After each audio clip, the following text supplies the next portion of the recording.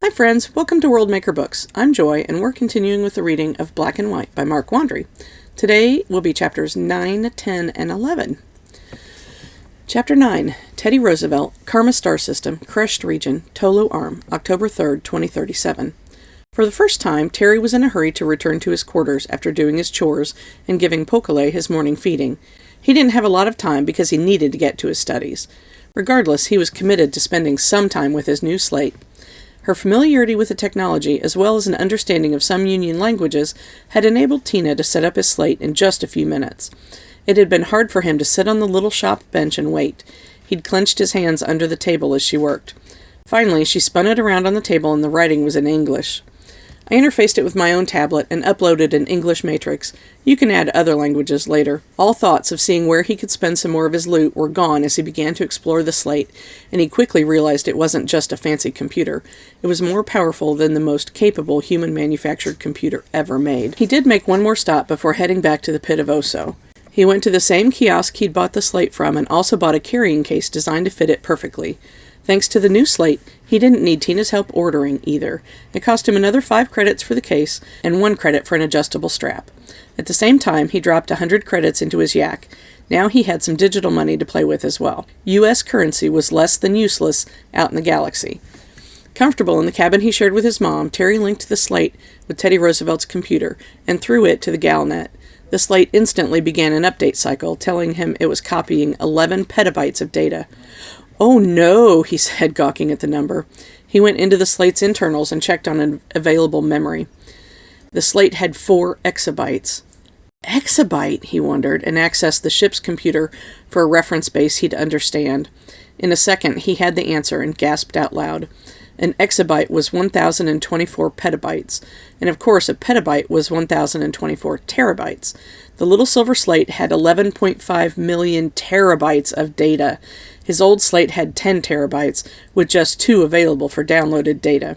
In short, the new slate was a beast. "It isn't even the best," he said as he clicked around. He'd bought it from a kiosk in the tourist area of Karma Station. That must mean the really powerful ones were sold in other locations where serious customers could be expected. Tina and Doc had said Karma was only a minor trading hub, which meant they wouldn't have the best computer technology available. Of course, he'd spent almost 200 credits, which on Earth would be 7 million. He went back to the main screen and checked the download status. Time to complete, 65 hours. "Crap," he said. "It must be the Teddy Roosevelt's computer causing the bottleneck." "So, can I just connect to the GalNet directly?" He tried. The slate informed him 3 GalNet nodes were available with a transfer rate of 1 petabyte a second, 10 petabytes a second, and 25 petabytes a second. Of course, having his own connection would cost him. He checked how much and grinned. Even the slowest, 1 petabyte a second, only cost 2 credits per day. Terry pulled out his yak and bought a month's worth of access and got a discount to 50 credits. Money well spent, he decided, and resolved to put most of the rest of his credits on his yak. He was beginning to understand what Doc had meant about the economies being different once you got off of Earth. His 1,000 credits wouldn't go far. With his own personal temporary GalNet node, the download took 11 seconds. Afterward, he had a completely up-to-date and working slate, just in time to do his schoolwork.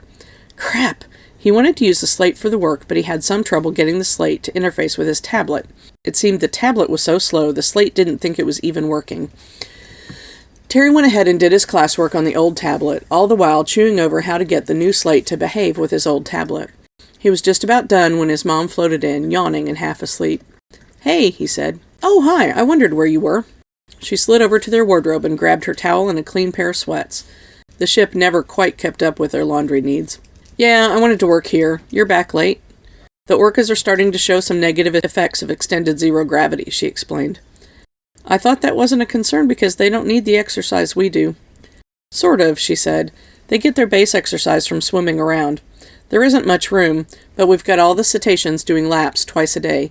The bottlenoses understand better than the orcas." She got a curious look on her face. "Anyway, it isn't physical strength or bone, it's digestive, something nobody expected." "What can we do about it?" Terry asked. She smiled, glad he was so engaged. "Dr. Janig's working on it, but he's worried there's nothing we can do except get them out of space as soon as possible." Terry knew all too well that keeping them all supplied with fish was also becoming an issue. Voltesh had been positively crammed with frozen fish, hundreds of tons, but they'd been in space for months. They'd managed to buy some fresh fish from traders on Karma Station after extensive testing of samples to verify it would be edible by their charges. Even so, supplies were getting slim. "What are you working on there?" She'd noticed his new slate. "I bought it over on Karma Station with Doc yesterday." He held it out for her to see. "Holy cow," she said, looking at it with wide eyes. She rolled it over in her hands, examining its build, then tapped on the controls icon to see capacity. "Damn," she said, "this is 10 times better than our best ones. How much did Doc give you?" "That one cost 198 credits, he said. I got a few extras with it." "Most of ours were under 20 credits, she said, her mouth turning into a frown. "He gave you 200 credits?" "No, he gave me 1,000. Her eyes went wide. "That's like 30 million. "More like 35 million, he said, but he was getting suspicious. "Terry, we're struggling to make ends meet." "I know. I didn't spend it all. I thought a new slate would be a good investment. They last practically forever." "I know. Ours are like 300 years old," she mumbled under her breath. "You're not going to take away my money, are you?" "No, you earned it," she said, though he could see she'd thought about doing just that. "I think I need to talk to Doc about this, though. Take extra good care of that slate, okay?" "You know it," he said, breathing a little easier. "I got a custom carrying case for it, too." She made a face and headed out into the corridor with her clean sweats and a towel. She came back a minute later, her mood even worse. There was no hot water. The next morning, he ran into Doc and his team in Kaval Otto's equipment bay. They were working on some kind of metalworking gear. Terry was there for a new seal on one of the water transfer pumps and hopefully a union-designed electronics diagnostic tool. It would interface with his slate and help figure out why one of the pumps kept chewing up seals. "Hey, kiddo," Doc said as he watched Honcho and Pato swear and fight with a fitting. "Hey, Doc," Terry said and floated to a stop. He watched the two big beefy seals struggle to get a good bracing in 0G while also trying to apply force in opposite directions. "Did Mom talk to you?" "About your money and slate?" "Oh, yeah." "Uh-oh," Terry said. "Don't sweat it," Doc said. "She's honked I didn't tell her about the money I gave you." "What did you say?" "I said what I gave you was my business, not hers."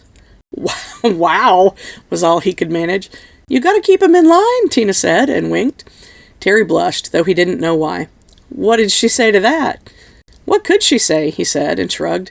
"She asked me to tell her next time I gave you money, and I said I would.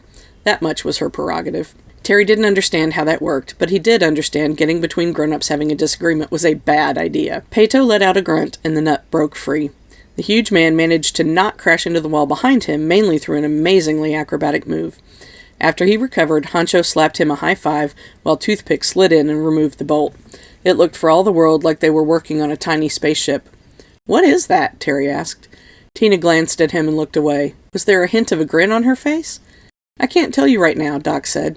To make it worse, Piano moved between the thing, whatever it was, and Terry.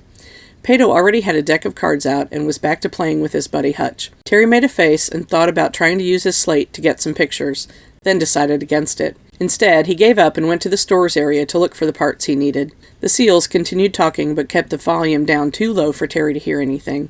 He got what he needed and headed out the door. Doc watched him the whole way, nodding and giving him a half-smile. Terry just frowned. He returned to the pump room, floating down the corridors from memory without thinking about it. One of Voltesh's maintenance techs was looking over the technical manual on his personal slate, trying to make sense out of what was wrong. Terry took the diagnostic tool, connected to the pump, and linked it with his new slate. "That's an impressive slate," the tech said. "I just got it," Terry said, and loaded all 22 diagnostic subroutines. With a click, he ran them simultaneously. "And yeah, it's pretty cool." "I'll say," the tech said, "I can only run 2 of those at the same time, and it's slower, too." Terry grinned as the machine worked. He had the results in only a few minutes, and the tech was able to adjust the parameters. "I would never have guessed the pulse rate would cause the seals to fail," the man said. "Thanks, kid." "No problem," Terry said, and went happily back to the hold to see how the bottlenoses were doing. Because his duties mostly revolved around Pokelay, Terry seldom got to see the sunrise pod. Because there were so many of them, they had more space than either of the orca pods. All 3 holds within Voltesh had been converted to tankage and interconnected to provide thousands of cubic meters of tank space. Water was purchased from a tanker, normally used for reaction mass, and loaded aboard. Converting it to the right chemical structure wasn't difficult. "Terry, Terry, Terry!" they greeted him in their traditional manner. "Hello, Sunrise Pod, how are you doing?" "Miss Sky, Miss Beyond," Scritch said. "I know," Terry said. I miss the sky too, though I don't miss hyperspace, he thought. How long? Hoa asked. You mean how long have we been here? How more long, Scritch said. I don't know, Terry admitted. Understand, Scritch said, and he went off to swim through the various tunnels connecting the sections together. They're worried. Terry turned and saw Dr. Orsage floating by the door with his ever-present slate, taking notes. About what? 3 of the females are pregnant. Oh, Terry said, surprised. I thought they were getting drugs to suppress that. They were, the cetacean psychologist said. It doesn't seem to have worked. When a routine test showed the pregnancies, we discontinued the drug. When are the babies due? In about 7 months is our estimate. They're worried about having the babies here on the ship? Yes, Orsage agreed. So are we, actually. Now, excuse me. Terry went back to his room after he finished Pokale's late feeding. The calf was growing at a phenomenal rate and showed no negative signs of zero-G, unlike the adult orcas. In his room, he logged into the education network and checked for classes he needed to work on. Several of the other kids were getting together to swim later. He wasn't as interested as he would have been before leaving Earth. Yui wasn't there, and he spent half the day in the water already. He thought he might go this time. It was usually fun to play with the bottlenoses. Then he found something that changed his plans for him. Messages from Earth. Terry opened the packet from his mom's account. There was a brief note attached. Terry, these came in a couple of days ago. We weren't keeping them from you. We just wanted to be sure no virus or anything else was attached. If you want to wait until I get back to our compartment before reading them, I'll be there on time tonight.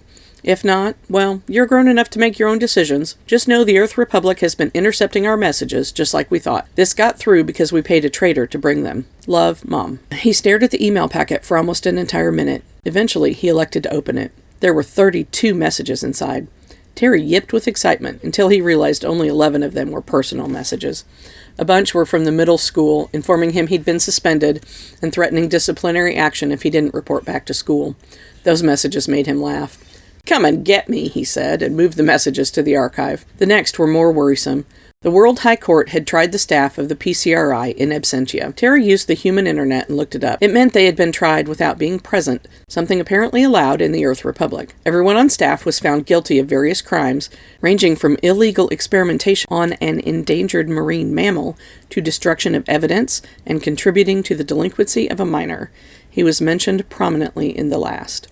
While he hadn't been directly tried because he was a minor, he was remanded into the custody of the state for psychological evaluation. Parental rights were stripped from his mother and father, and he would be tried in juvenile court once he returned to Earth. Apparently, the ability to try people without being able to defend themselves didn't extend to kids. We're all criminals, he realized. Attached were a slew of news articles dating from a month ago up to only a week ago. Huge banner stories proclaiming that the Hawaiian mad scientists were found guilty. Bastards, he said. The press had tried and found them guilty long before the courts, apparently. There was even a picture of him and his parents taken 2 years ago, long before all of the events that had led him hundreds of light years from his home. One video showed the press trying to get into his old middle school to interview his friends. He had a second of video showing a teacher escorting Yui away as the staff tried to stop the press from getting to her. They'd prosecuted Doc and his men, too. They'd gotten him on the same contributing to the delinquency of a minor charge. For him, of course. The other men, including the 2 who were now dead, were tried as traitors to the Republic and found guilty as well. They'd still been on active duty. That explained why Doc hadn't been back to Earth in all these months, too. Afterward, he went looking for personal messages. There were 3, 1 from his father and 2 from Yui. Just 2 messages in the months he'd been gone. He opened the one from his dad. Son, I don't know how to say I'm sorry. Everything just went wrong. I know people are telling you I hurt your mom, but I didn't. Please believe me. I did it all for her. I just got carried away. Do you understand? Of course, you know the pin plants on the cetaceans were an accident. We should have waited and got outside help. Again, your mom was right, and I was wrong. I made more mistakes than I did things right. I only wish I'd been able to go with you. Please, write back? Dad, I love you. He'd never really apologized for what he did, only how it went wrong. Terry could clearly see his dad trying to justify his actions and avoid the truth. It made his dad more guilty in Terry's mind. He knew for a fact that Doc and his SEAL buddies had gotten the alien nanite treatment to his mom, and his dad wouldn't allow it, so they did it in secret. Not allowing Doc's friends to try, more than any other act, convinced him his father was lying on some level, maybe on all of them. He didn't write a reply. Maybe later. He opened the first message from Yui. It was marked only a day after he'd been spirited away. Terry, oh my God, I can't believe what just happened. It's all over the news. There are like 1,000,000 reporters all over Molokai. I tried to talk to you longer, but the phone cut out. I wanted to say how much of a friend you are. We know you're on a ship and the winged hussars are taking you out system. The government is pissed. It's funny. LOL. Everyone at school knows you guys didn't do anything wrong, so don't worry about it, okay? I'll write again soon and hope you can, too. Bye. I miss you. I miss you, too, he said, even though he knew she couldn't hear him. He opened the second email. They convicted you guys in court. I'm sneaking this message out, but it's the last one. My father's forbidding me to send any others. I'll try, but I don't get an independent account until I turn 16. You know Dad's a government contractor. If I get caught, well, he could lose his job. I wish you'd sent something, or someone came back to fight in court. Goodbye. No, he said, what? He reread it, wondering if she'd put in a hidden code. No matter how he read it, the message came out the same. Goodbye forever from his best friend. He was still staring at the message when his mom came in. The look on his face told her he'd read the messages. I'm sorry, she said. It wasn't your fault, Terry said. He was surprised he wasn't more emotional. Maybe there weren't any more emotions left in him. Maybe it will all get fixed down the road. Maybe, she said. The sad smile on her face told him the truth of it. She didn't believe it would ever be fixed. Terry would never see Yui or Earth again. Terry went back to his schoolwork. Chapter 10, Teddy Roosevelt, Karma Star System, Crushed Region, Tolo Arm, December 4th, 2037. Terry turned 12 years old with Doc away again, working a contract on which none of the details were shared. It had something to do with the machine they'd been working on in the mechanical area aboard Kavoltesh. Thanks to the huge infusion of credits, they were no longer in any danger of losing a place to stay, either. Doc's last call Merc Company sent millions more, and the captains of the 3 ships were just as happy to float near Karma and get paid as they were to fly around the galaxy. Less risk, Captain Baker said with a wink. Terry pushed his lessons hard. The lessons and taking care of Pokelay kept his mind mostly off of the loss of Yui as a friend. Before her message, he'd been able to tell himself it was only temporary, like a long summer vacation, and they'd be diving off Molokai again sometime soon. The illusion was revealed now, and the bitter truth hurt. He buried his feelings in his duties and studies. Pokelay enjoyed the attention, and Moloko even began referring to Terry as a member of the shore pod. Of everything, having them think of him as a member of their pod helped. It helped a lot. Thanksgiving passed, and his mom was pretty sad. Terry could tell she'd become quite attached to Doc, and he was off on some alien world, fighting to make them money. She was quiet the entire time they ate. Besides, zero-gravity turkey wasn't as fun as the regular kind, or as tasty. It wasn't just his mom, Terry noticed. The general mood of the staff was down. Of course, everyone knew they weren't going back to Earth anytime soon, or possibly ever. He wondered if those feelings were at all blunted by the knowledge that had they still been on Earth, most would now be in jail. Terry decided it was best not to ask anyone. On the morning of the 4th, he was awoken to the sounds of more activity on Teddy Roosevelt than he'd heard in quite some time. Sounds he knew meant they would be getting underway. He dressed and quickly headed for the Big Dome observation blister, the location he knew his mom would be running things from. Terry floated in through the hatch and immediately saw Doc talking with his mom and Captain Baker. Doc noticed him come in and threw him a wink. Terry waved and stayed by the door. Adults talking usually meant they didn't want kids in the middle of it all. He caught a handhold and waited. In addition to the captain, his mother, and Doc, all the senior scientists from the Institute were there. He didn't wait for long. The conversation finished, and his mom turned to him and beckoned for him to come on over. Terry pushed off the wall and expertly grabbed a hold next to them. "Hey, welcome back," he said to Doc. "Good to be back, kiddo." Terry turned to his mom. "I heard all the noise. We're getting ready to move?" He tried to control the surge of hope flowing through him at the slim chance everything was fixed on Earth and they were heading home. "We found a place to go while we figure out what to do long term," his mom said. "Not home." "Is it nearby?" Doc and his mom looked at each other, and Doc said, "It's about 8,000 light years from here." Terry's eyes bugged out. "That isn't as far as it sounds." "Sounds pretty damn far to me." "Watch your language," his mom cautioned. "Sorry," Terry said. "We can get there in one jump," Captain Baker told him. "Why are we in such a hurry?" Terry asked. Doc looked at his mom, who nodded, so he explained. "Just before I got back, an Earth Republic corvette jumped in system. They had orders to board Teddy Roosevelt and take as many of us into custody as possible." "I didn't hear about it," Terry said in surprise.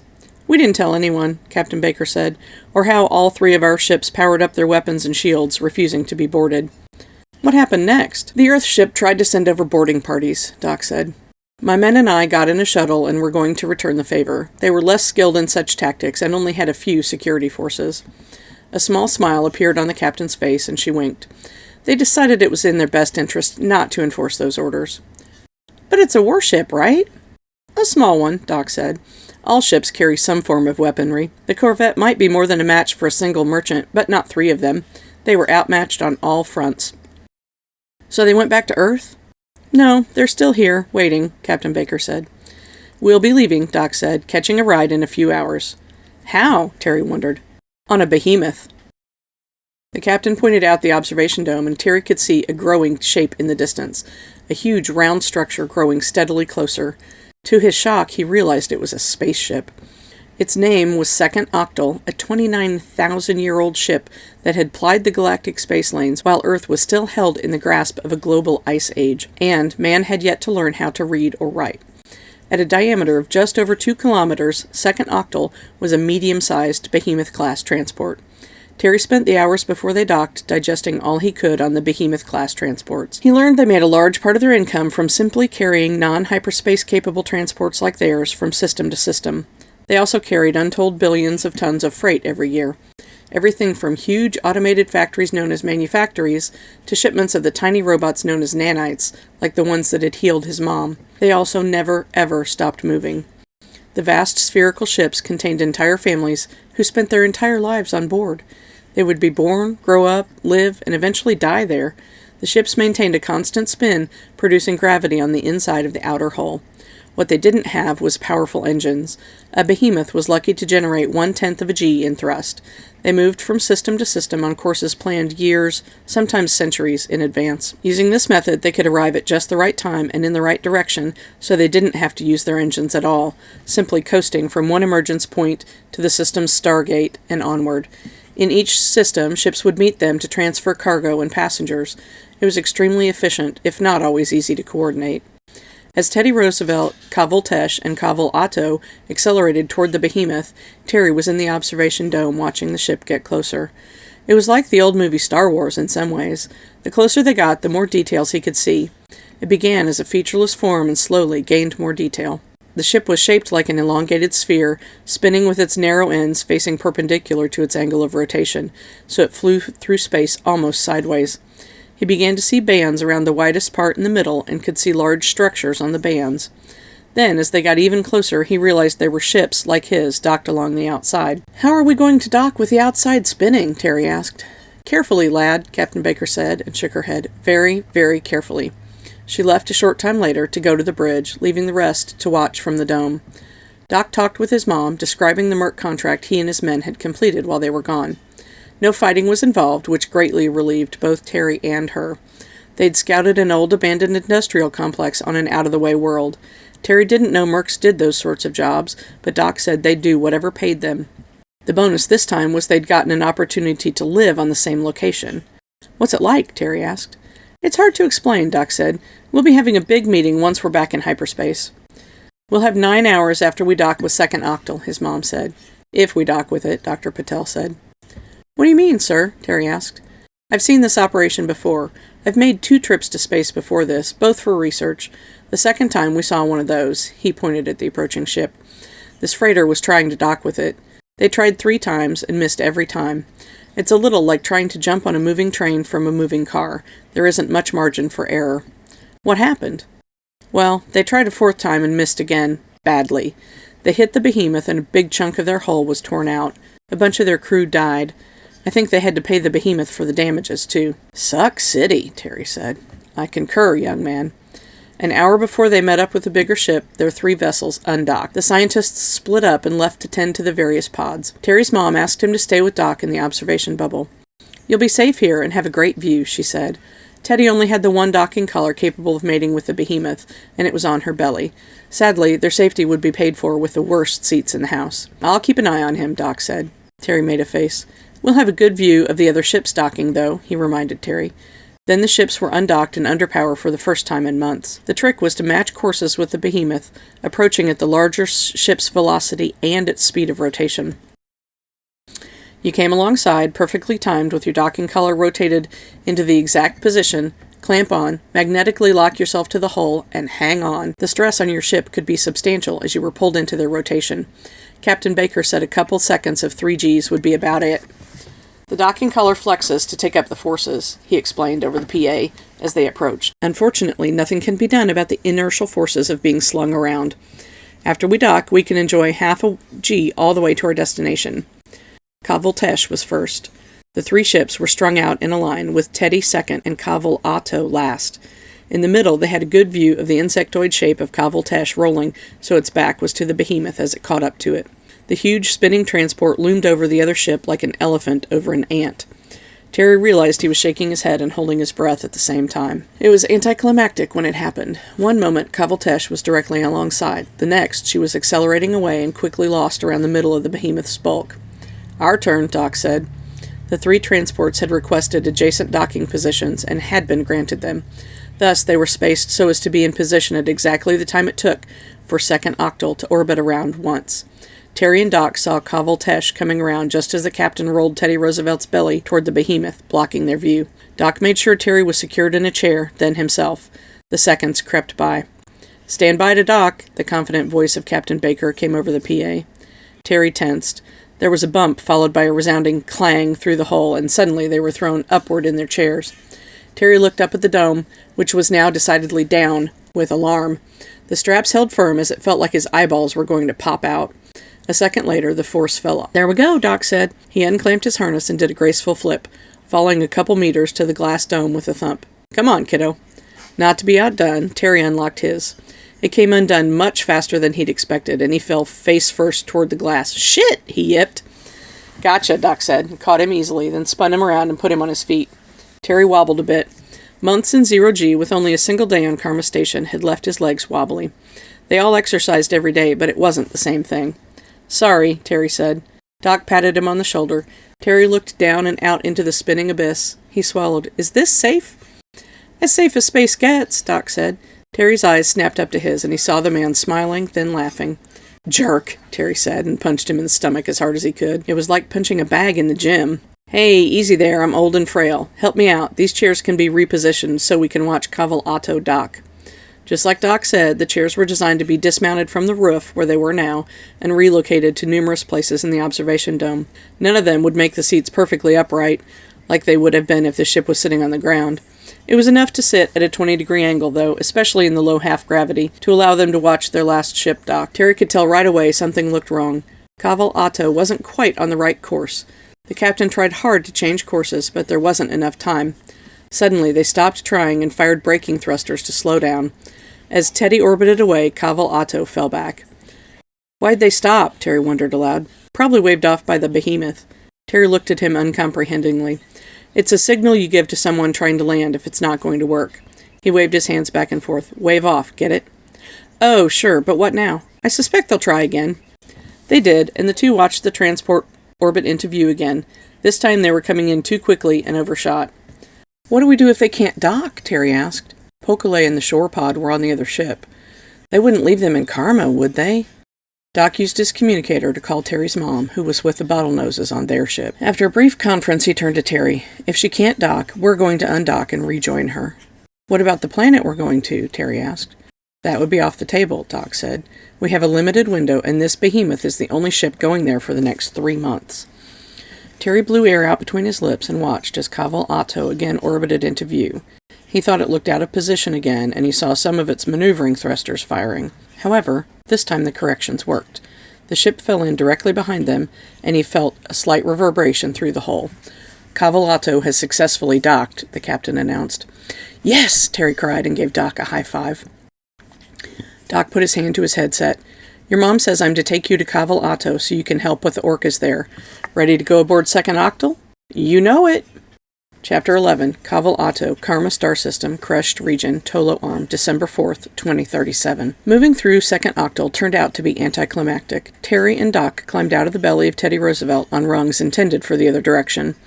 The crew was busy reconfiguring their ship for its unusual gravity orientation, so nobody was at the lock when the two moved through it. It was the same at the other end when they cycled into second octal. "You'd think they'd have some security," Doc noted. Terry nodded. That would have made sense. On the other side of the lock, they climbed onto a wide corridor with a slight curvature in both directions. It reminded him of Karma Station's promenade, which made sense, as second octal had nearly the same diameter. Only this is a starship, Terry thought. He didn't know which way to go, but Doc set them off in the direction he was sure would lead to Kaval Otto. Unlike Karma Station, there were no shops or aliens moving about on their business. It was completely empty. They moved along until they saw an elevator shaft going up. Doc examined the sign. "This lift goes to the other areas of the ship," he said. "You need an access card." "Still surprised there's no real security," Terry said. Doc nodded, and they continued on until reaching the docking location of Kaval Otto. A crewman from the ship was waiting for them. Apparently, the same lack of security that didn't keep someone from entering second octal would also not have prevented them from entering the ship without invitation. "Dr. Clark said you were coming," the man said, and followed them into the lock. Once in the ship, Terry quickly made his way to the hold where the shore pod was. 2 marine biologists were already in the tank, giving the orcas anesthetic. One of the ship's crew, a cargo handler, was standing by, watching. "The whales asked to be knocked out," the crewman said, shaking his head. "They don't like hyperspace, do they?" "Not at all," Terry agreed, and he quickly got into his wetsuit and grabbed a rebreather. Pokale was swimming around his mother, circling over and over nervously. Once he was in the water, he went to the calf, who immediately turned and nuzzled Terry nervously. "It'll be okay," Terry said, and stroked the infant's long, smooth side. He looked to see who was administering the sedatives. "Dr. Patel?" "Yes, Terry." The doctor replied a few meters away. "Are you going to drug Pokale, too?" "Your mother said it's up to you." "Oh," Terry said, surprised. He looked at Pokale floating next to him, and then at the calf's mother, who was slowly falling asleep. The adults couldn't handle hyperspace, but Pokale had been born there, and had shown no signs of trouble for the following 4 days. "Don't give him anything," Terry said, "but you better give me the dosage necessary and show me how to use it, just in case." Dr. Patel met him outside the tank a few minutes later. The ship's techs were pleased with themselves, having installed exits to the tanks on the ceiling and the floor, just in case the ships were forced to dock in unusual orientations. Once they were out of the water, he showed Terry the injector and how it operated. "Make sure you inject at the base of the flukes," he told Terry, and showed him with a slate. "If you're smooth with the injector, he'll hardly feel a thing. Maybe do it while he's feeding." Dr. Patel checked the time. "We're due to enter hyperspace in 2 hours, so be ready." "Yes, sir," Terry said, and took the injector. "I hope I don't need it." "Me too, son." Terry got back in the tank and spent time keeping Pokale calm and reassuring him. The young orca was confused, wondering why none of the orcas were responding to him. He didn't remember a few months ago, just after he was born. The body language of an orca was easy to detect and uncomplicated. Terry could tell Pokale was scared. "Entering the Stargate in 5 minutes," Terry heard over his underwater earphones. "Here we go," he thought. He swam to the surface and got the milk bottle from its warmer. Pokale saw and immediately darted over for some food. The calf had long since gotten gentler about his feeding habits, not knocking Terry all over the pool in his impatience. Pokale used to be nearly 3 times the human size, and had since grown to over 4 times. Based on the medical staff's analysis, Pokale was drinking 1 to 2 kilos a day. Drinking 5 liters of the fat-dense milk a day certainly helped. There was so much fat in the milk it was more the consistency of toothpaste than what Terry thought of as milk. Some of the stored and purchased fish was being processed into the milk each day. Entering hyperspace, Terry heard. He felt the jolting sensation of being destroyed and rebuilt again. Instantly, all 4 adult orcas spasmed in their drug-induced slumber, then settled in the simple fabric slings rigged to keep them at the tank's surface so the rebreathers weren't necessary. Pokale stopped feeding and rolled to look at Terry. His eye was already the size of an adult human's fist. The calf blinked and focused on his benefactor. Oh no, Terry thought. His instinct was to back away, just in case. Instead, he let the bottle float free and ran both hands along the orca's side. "It's okay, baby," he said, sure the sounds would transfer in the water despite the rebreather in his mouth. "You're safe." Pokale looked around, swimming a slow circle around Terry and observing his surroundings as if he sensed something was wrong. Terry reached back and took the injector. It was too big to hide, but he kept it against his stomach and covered it with the bottle in his other hand to make it less visible. He doubted the calf knew what it was. Eventually, Pokale drifted back over to Terry and nuzzled against him uncertainly. Terry moved along the calf's body toward the tail. He kept the mental image of the spot Dr. Patel had said to use as the injection point firmly in his mind, all the while praying he wouldn't have to do it. Finally, Pokale poked the bottle with his nose, a sure sign he wanted more food. Terry exhaled a line of bubbles, then offered it to the calf, who began to eat contentedly. He was going to be all right. Terry tucked the injector behind his back and concentrated on feeding Pokale. "How's Pokale?" "He's fine, Mom," Terry said as he walked awkwardly into Teddy Roosevelt's galley. The crew had done as good a job as they could configuring it to operate upside down. It hadn't been designed with the same flexibility as Kaval Otto and Kaval Tesh. Regardless of how you looked at the room, it appeared like they were eating on the ceiling. Even the little auto chef was held to an exposed support beam by clamps. He doesn't show any signs of the adult orca's reaction to hyperspace. "Good," she said. Terry got some food from the auto chef and joined her. "The bottlenoses are practically drunk with excitement," she said after he'd sat down on the awkwardly mounted bench. "I'd like to find out why," Terry said after he'd had a bite of food. He made a face at the bland concoction. He couldn't tell what it was supposed to be. "I think you have enough to do with your studies on Pokale," she said, glancing up at him. "Oh, Mom. Don't aw Mom me," she said. "Your grades in math last week weren't great." "They were 92%, he complained. "Your tests the previous week were 98%. "Doc says even the best have an off week once in a while." "Doc isn't your dad." "Not yet," he said, and glanced up at his mom. She was decidedly looking down at her food with a slightly rosy glow to her cheeks. "Gotcha," he thought. "Doc and his crew are going over to explore the second octal tomorrow. Can I go?" She'd never heard the details of their encounter with the Min Shaw on Karma Station, and if Terry had his way, she never would. "I want to go over too. Can you boys control yourselves until midwatch?" Terry smiled. It sounded like fun. Okay, that's the end of our reading for today. We want to thank you for taking your time to listen and watch us as we read through Black and White by Mark Wandrey. If you liked what we're doing, please give us a thumbs up and subscribe to the channel. And if you really liked it, share with your friends. Thanks so much, and we'll see you again in a few days. Bye!